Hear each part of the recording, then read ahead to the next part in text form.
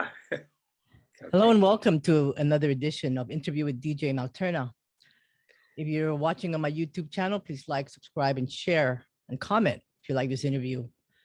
Well, my guest, I'm truly honored to have him on the show. He's definitely a true legend, the lead vocalist, songwriter, artist, performer, and a founding member of the legendary Pink Dots. I have Edward Ka-Spel. Thank you so much for joining me. Such an honor to have you. Like I said, truly legendary. They say, what you name yourself is what you become. Yeah, well, it was a joke originally, of course, but it's like I think you sort of basically kind of get there just simply by never stopping, never giving up. But yeah, legendary in a way. For me, it's still a joke. Yeah, I know that. Ironically, right? I put this shirt on without even thinking about, but it's pink. So this morning I woke up. Oh well, I'm wearing pink. Oh, that's I know you mentioned it's a joke, but can you, for the audience who's listening now, they may wonder like where did that you name yourself? How did that come about? We had rather humble beginnings. We used to play in this squatted house in East London. And there was an old piano which was like really quite out of tune, and so it had like blobs of pink nail varnish on the keys, which someone had probably put there in like 1910 or something like that, and sounded all together. They made this actually kind of pleasing chord, a little abstract, but that we like abstract. And basically people, we talked about it like why did they do it, sort of like, and then eventually it's like became those legendary pink dots on the piano keys. And then, some bright spark had the idea, well, actually, that's not a bad name for the band, actually. And it stuck. Still don't remember who christened the band, but. Yeah, no, it's a great name. I mean, it really does stand out in so many ways. And like I said, it's like this name it's called aptronym, I believe. You name yourself, you become that name. And I truly believe in those things. I really do. And you're a testament of that. You've made, wow, you've been around for how many decades? 4 decades? I don't even know. It's over 40 albums, over 40. More than that. Totally more. Yeah, I can't even. This interview may not do it justice because there's so much to talk about, and where to begin. I was even thinking, where do I start? But just the amazement. Where do you get? I mean, where do you think that that fire comes from for you to keep creating music? And this is not just from the band itself, the legendary Pink Dots, but it's also your other projects, your solo work, and your collaborations. I mean, it's just something you always have this feeling there's somewhere else to go. Yeah. Like, it's a bit like the grass must be greener on the other side of that sort of like line that only you can see. And so you're constantly trying to cross it. I mean, I actually record or work on music every day. I just stopped for this interview, in fact, and it was a good day today. It's like, not every day is a good day, I must say. Some days it's like really bleak, but today somehow the stars are aligned and things happened, and it's just like I like days like that when that happens. I was reading. I don't know where I heard this, but somebody called you. I'm sure many people do. Your music, cosmic psychedelia. That's reasonable. Yeah, I kind of like that. Yeah. Yeah. The psychedelia, absolutely. Cosmic. Well, why not? I'm fine with that. I know you just referenced the stars and everything like that. Do you believe in synchronicities and astrology? Kind of, just stuff like that. Absolutely. Yeah. I must admit, it's like I do seem to tick all the boxes for my own personal sign. Yeah, you are. You're Aquarius, aren't you? I'm Aquarius, yeah. Yeah, and I can totally see the Aquarius in you coming out because they are really exciting.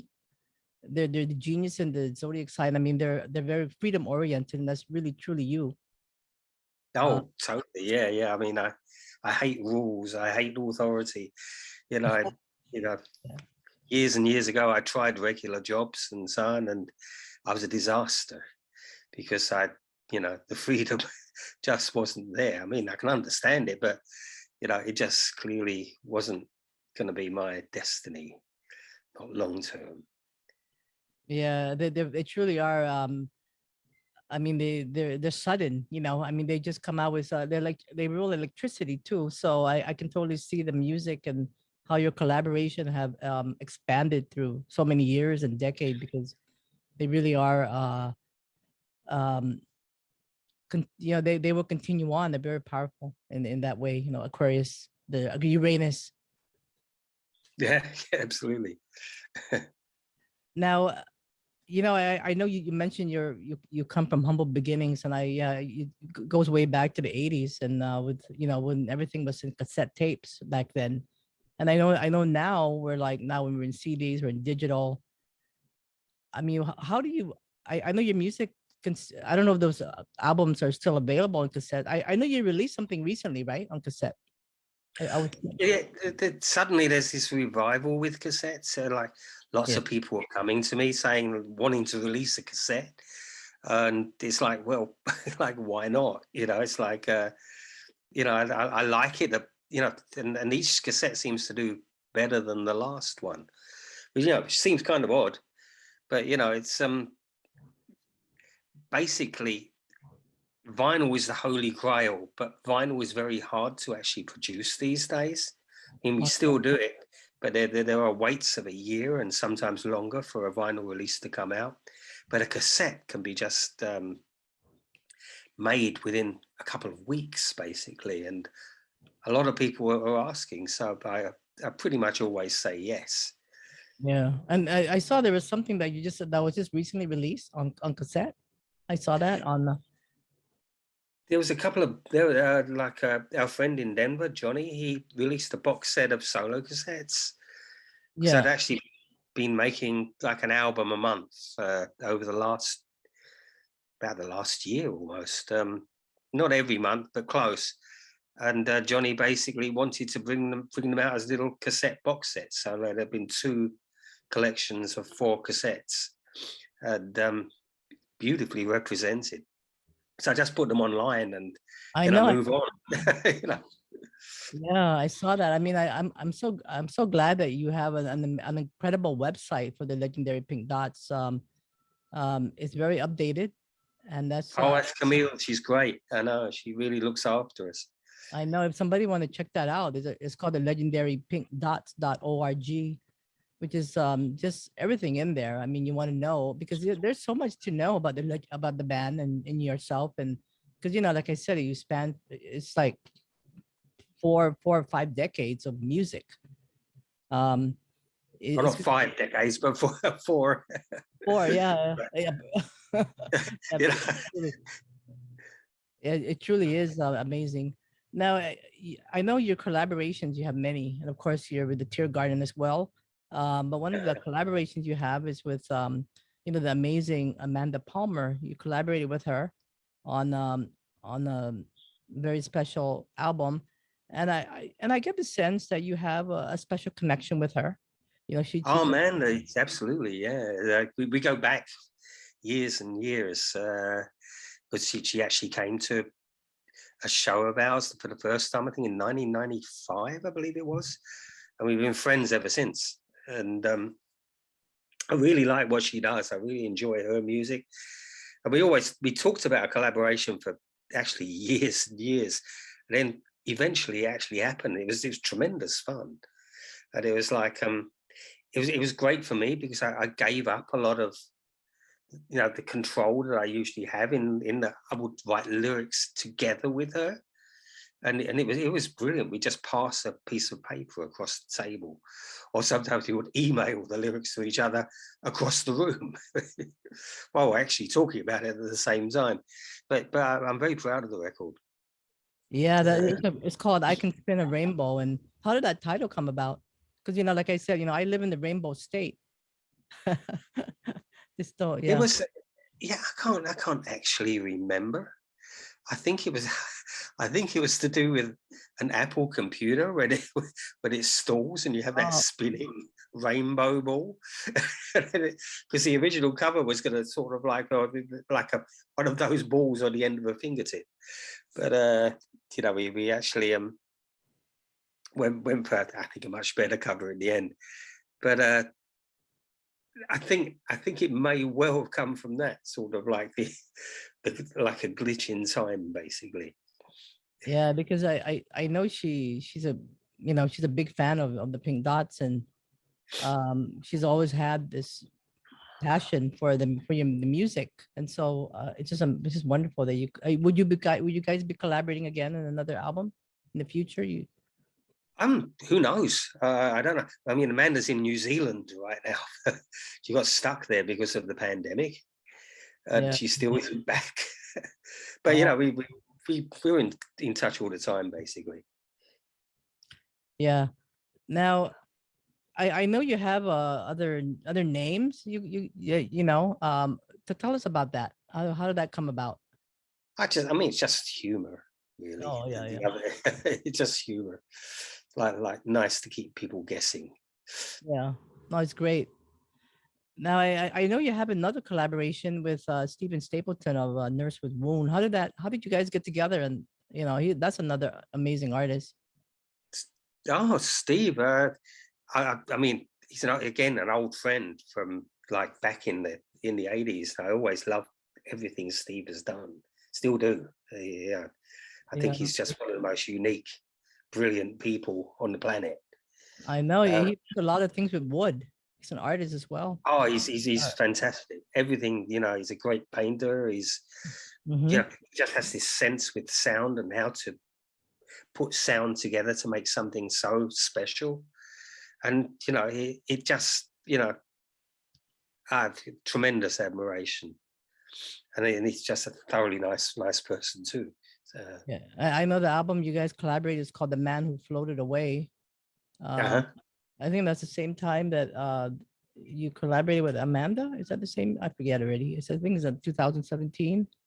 Yeah. Could be around that time, yeah. I mean, the Amanda collaboration was in a year earlier. Oh yeah. Yeah, because the album took a while to come out.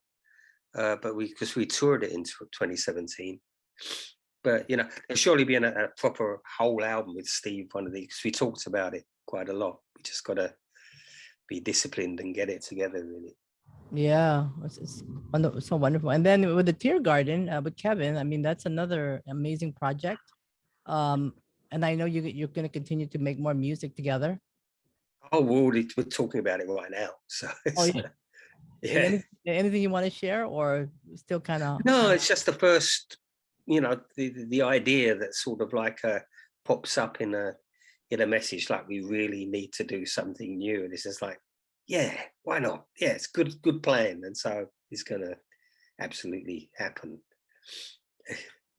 Now the last time that you were on tour, I'm not sure if this was the case, but I think it was right in the middle of the beginning of the pandemic. Is that right? That's right. Yeah. Yeah. And I know that was like, you know, there were several bands that were doing that at the same time. I was actually at a concert in San Francisco watching Clan of Zymlocks when that thing was just getting blown away, like at that moment when Italy was really having that big surge. Yeah, Uh, yeah. I think that was like February or something like that in 2020. It was February the 22nd, I think. Mm-hmm. And Yeah. we were sitting in, I was sitting in a dressing room in Milan, reading about sort of like this outbreak 60 kilometers down the highway, which we just passed actually that day. Wow. And within a couple of days, the whole region was closed down. Of course, by then we were in Switzerland, and you know, our old friends would come up to us, but coughing uncontrollably, which was a little disturbing. And then we'd get messages from people saying, you know, I think I've got it. And it's like we just met them. And Oh wow. as it went on, it just became more and more actually terrifying. Until the last show in London, there were like a lot of people there and a lot of COVID everywhere else, actually, including in London. and the place was packed. And everybody after the show wants to hug you because they haven't seen you for like, I don't know, 2 or 3 years. And it's like, ah, great. And it's just like you're silently praying as you do it, you know. But I think I was lucky. I mean, there were odd moments when or little phases when I thought, have I got something?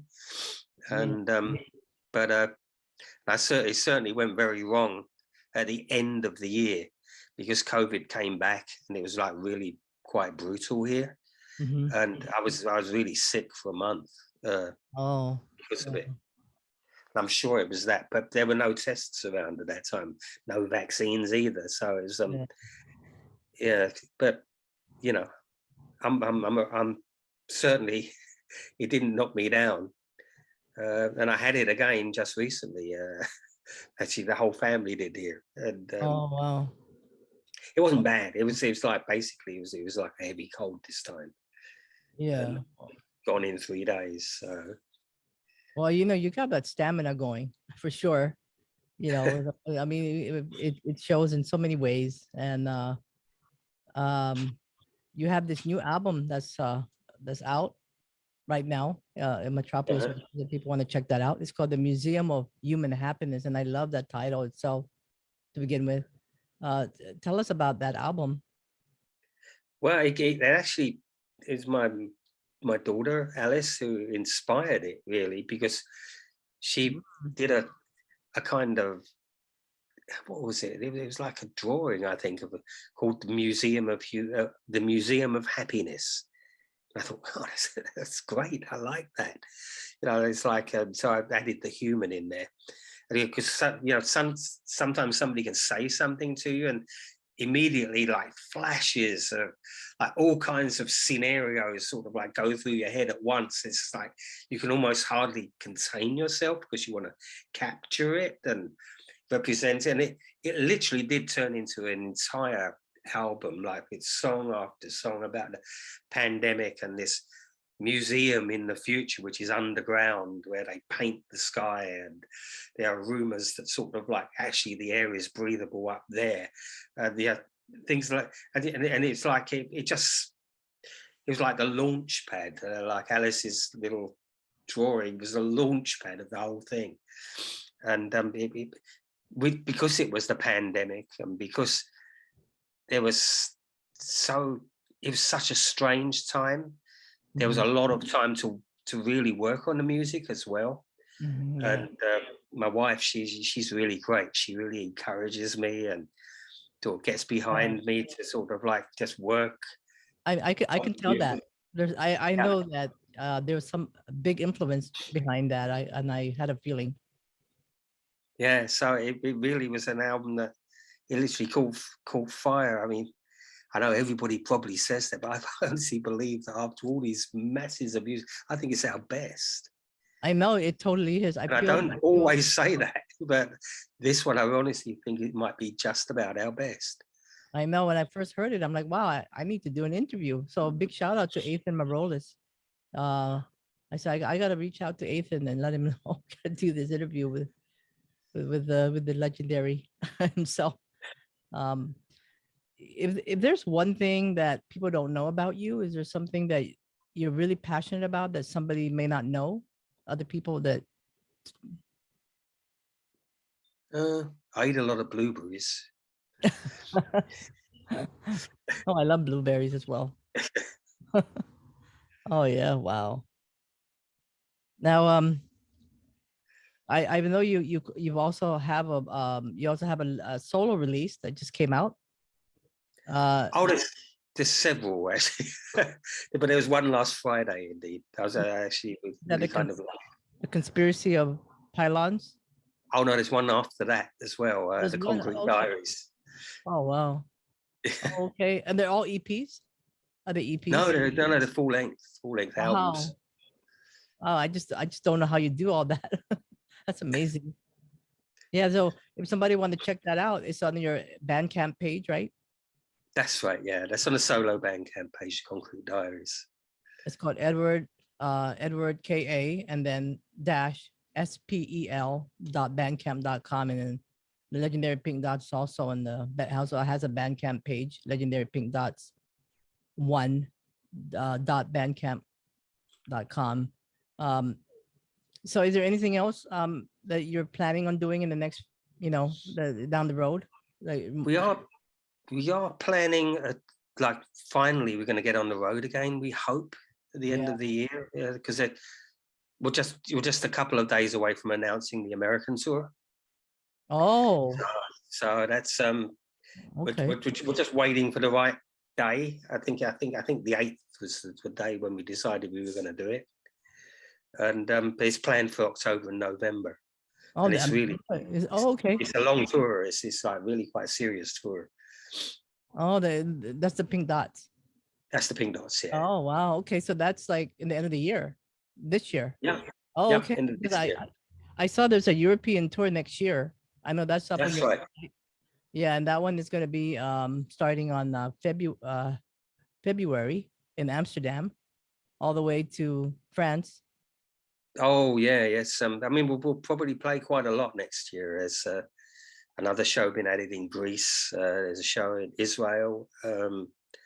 I'm hoping we'll get to like Scandinavia and Poland as well. So it's it should work out. Yeah, and it's gonna be. You're releasing the new album, of course. I mean, the album's released, but that's a tour. Is that what is the tour called for the U.S.? I have actually no idea. I hadn't really thought of a name for it. Excited about that. We'll probably come up with it. So your name, Ka-Spel, is that Ka-Spel? Yeah, is that your true name? No. Okay, It's an adaptation of my mum's maiden name. Okay. So I kind of always liked it, and we regretted that I didn't actually have that name, especially as I had no connection with my father anyway. So like it was like it just felt like the right name to go for. Yeah, I mean it's a very enigmatic kind of.